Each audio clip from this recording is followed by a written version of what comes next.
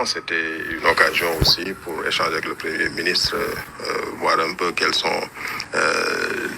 est la vision de ces nouvelles autorités par rapport à notre union, échanger aussi sur leurs priorités, leurs préoccupations, pour permettre de pouvoir les prendre plus convenablement en charge dans nos missions au niveau de l'Union économique et monétaire.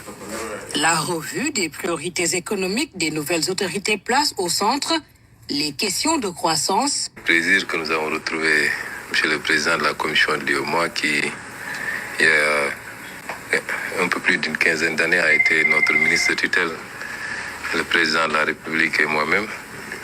Et donc c'est avec beaucoup de plaisir que nous nous retrouvons pour échanger, par exemple, sur la question monétaire où beaucoup de travaux ont été déjà réalisés. Des initiatives avaient été prises dans le passé. Il y a eu quand même des avancées.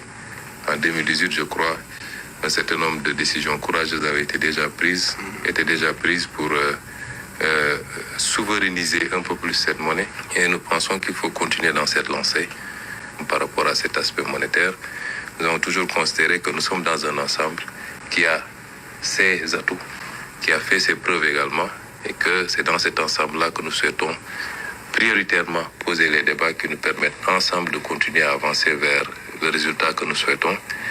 Un mot résume les enjeux pour l'État, souveraineté, la finalité, un mieux-être des populations. De part et d'autre, on salue bien des convergences. Ce qui est ressorti de ce point de vue-là, c'est une très forte volonté, en tout cas, de faire face aux besoins des populations, d'avoir une croissance économique plus forte, comme cela a été affirmé par le Premier ministre, mais une croissance économique qui impacte davantage au niveau des populations. D'arriver aussi à une mobilisation plus importante des ressources internes. Et cette préoccupation, elle est également celle de la Commission de l'UEMOA, celle de l'Union de façon générale. Le fondement de notre programme qui nous a fait élire par les Sénégalais tourne autour de la question de la souveraineté et la collecte appropriation de tous nos atouts. C'est pourquoi nous avons posé ces débats-là avec M. le Président et sa délégation.